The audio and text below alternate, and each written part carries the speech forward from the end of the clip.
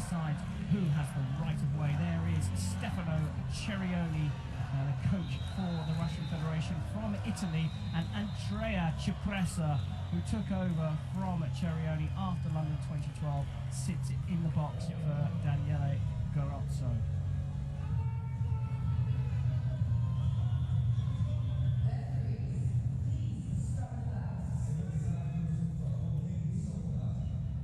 So the fencers are called on guard, and on the left of your screen it is Timur Safin, on the right it is Daniele Garozzo of Italy.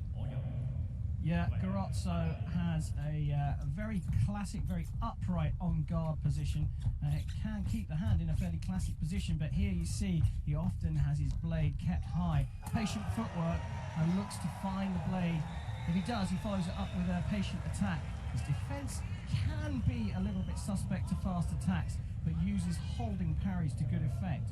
Meanwhile, Safin, he has a slightly hunched over on guard position, but today he's been a little bit more upright, and he also likes to keep his sword quite far out of the way. Absolutely superb footwork from the Russian as well. And Garozzo getting off to an early lead, 2-0 up already. Now, if you're new to fencing, look for the coloured lights that go on. That determines whether the hit has been scored on target. If you see a non-coloured, if you see a white light go on, then that is an off-target hit.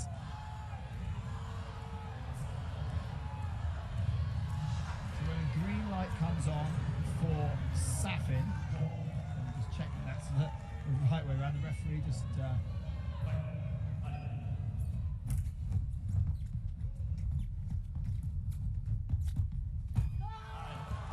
so Safin's red, Garozzo's green. So when Garozzo hits on target, but they both recorded a hit on target. So now the referee has to establish who had the right of way, whose attack was it. Well, what we saw there, this is going to get a little bit technical, I have to say, but the master control, the master box, is actually in the mask of the fencer, and then it repeats around the lights around the room. And Garozzo felt that his hit landed, but it didn't come up straight away around the field of play, and indeed Villamada has awarded the hit to Timur Safin. Have to keep an eye on that green light for Garozzo to make sure it's coming up when it should.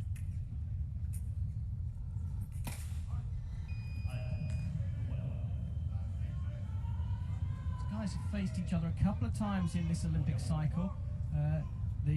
Back in 2013 at the Seoul Grand Prix, they met in the pool stages, and it was Safin who took a 5-2 victory. They got to 5 hits in the early stages in normal competitions. But more recently at the St. Petersburg Grand Prix in 2014, Garozzo handed a defeat of monumental size to Safin, beating him 15-4. Well, we've said that there's really nothing to choose between them. They share a birthday, 4th of August. They're now both 24 years old. They're very similar in size and weight. World ranked number 11 and 12. In fact, they shared a coach as well, because the coach of the Russian team, Stefano Cerioni, used to coach the Italians and is an Italian. And the Russians, they poached him, basically. Yeah, you can say that. The Russians have got a great national coaching setup. Cerioni sits at the top of the tree when it comes to foil. Broken time attack from Timur Safin. Fails initially, and then he hits the floor as he goes past. There is Stefano Cerioni. The rumours are to be believed. There is a rather large bonus awaiting Stefano Cerioni if he's to pick up a gold medal here.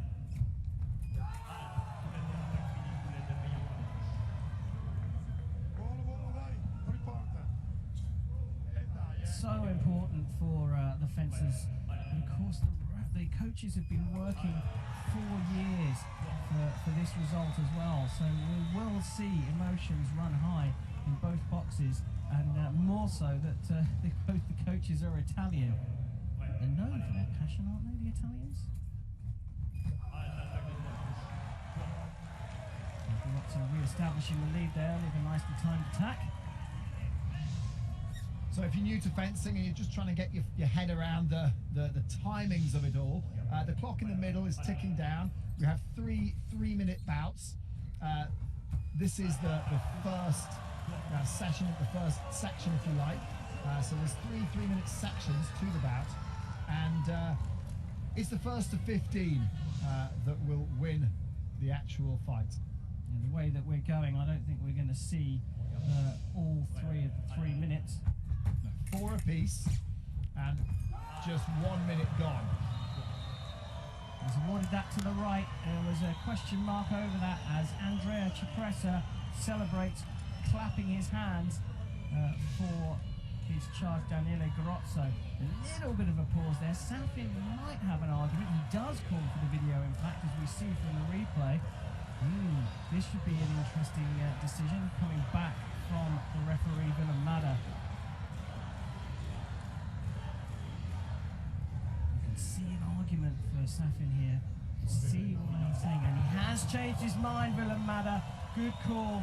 Brave decision from Safin to call that one, because it was tight, but it's gone in his favour, and he keeps both of his video appeals and then scores a single light on the attack. Well, that means that Safin will keep that video appeal. You only lose an appeal if it's not successful. Now, is it a preparation this time from Safin, and Garozzo jumps in time. Villamada goes to the video of his own volition. There's a pause, a hesitation. I would be reluctant to call that either way. I wouldn't say Safin had established the right of way, and I think they both went for it at the same time. Well, the referee doesn't have to call a point. He can call it as a simultaneous attack, with no separation between the timing of the attack. I think that's what he has gone with, because yeah, he has. So no separation there. Italy, of course, superb in fencing at the Olympic Games. A total of 122 medals over the course of their Olympic history. Fencing has been in since the very start, the very first Olympics, which were held way back in 1896 in Athens. Yeah, well, here in 2016, we're seeing why this sport has been held onto by the Olympic family, as Daniele Garozzo goes for a beat, disengage attack, and now he's stolen the lead from the Russian. What an amazing fight. And Garozzo, I think he's got to change that weapon. It's a number of times he's hit, and you can see clearly that the weapon is bent in the hip, and so he has established contact with his opponent's target, but no light came up. So Timo Safin scores an easy one on the counter.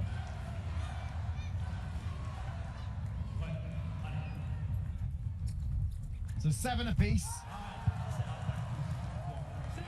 and that's a point to the Italian.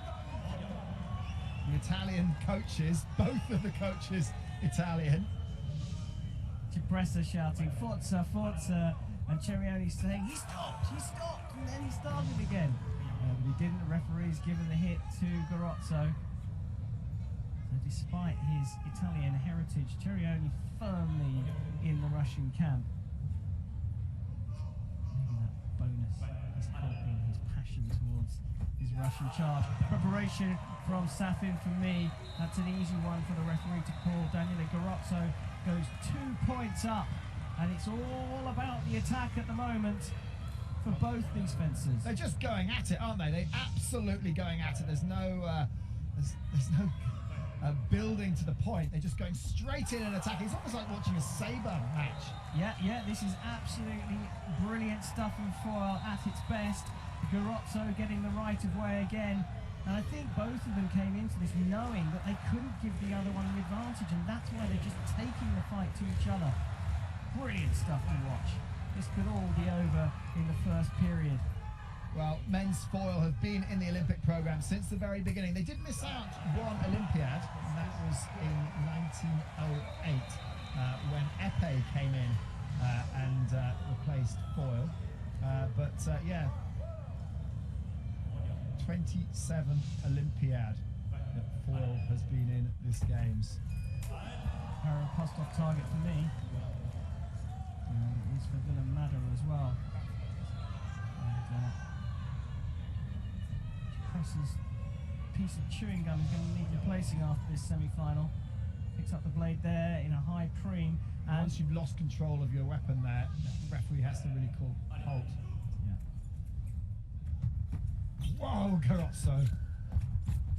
Just dominant. Look at that sword out of the way. Looking for that counter-attack. Does he get a parry riposte? Asking for a card. Asking to see whether he came off the side of the piece. His opponent came off the side of the piece, and in the area that he's in, that could well constitute going over the back line when he has to give up a meter. Look, he's just outside of. Where does he go off the piece? No, he goes off the piece well inside, outside of the warning area. Parry riposte. Is that a mal parry or a parry riposte? Does the attack go through? It does not. And Garozzo, like that, is just 3 hits away from winning this first semi-final here in Karaoke 3, and he'll go on to contest the gold medal potentially. So Daniele Garozzo 12-7 up over Timo Safin. This is the first of 3 periods, but there's no way this is going to go the distance. Hard to call on that one. Garozzo's waiting and waiting and waiting. He's trying to lure the counter-attack, but I'm not sure he established the right of way that time. I don't think he did. His hand is right back. Interesting to see what the referee calls here. So clear instruction there from Cerioni. He's saying, do a bit of second intention, lure Garozzo into thinking you're going to counter-attack, then stop and do a parry riposte. Sounds simple. All point Garozzo given to Garozzo. So Garozzo just 2 points away. Safin has got a mountain to climb. The fence has crossed. Safin loses control of his weapon. It will be reset. This for a place in the final. This for a guaranteed medal. The loser will have to fight it out for bronze. Daniele Garozzo is in the box seat. Patient attack from the Italian. Oh, he's got that one! He's run away! I think that one went straight through.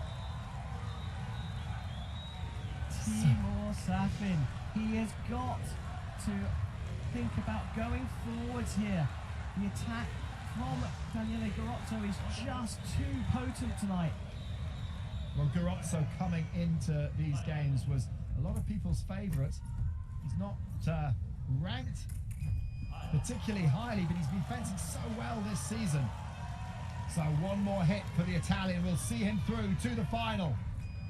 Referee just testing the tip of Garozzo's foil. Well, you often say that the 15th hit is the hardest. The way Garozzo's fencing at the moment, I think he's going to keep on the tactic of going at his opponent, but Safin's got to come after him. He really goes forward with his blade held back out of the way, and then lightning fast brings it in, and that is it! Garozzo's got it! He's booked his place in the final. Italy will win another Olympic medal to add to their massive haul in this sport. Daniele Garozzo sees off Timo Safin, who will have to go and fight it out for bronze.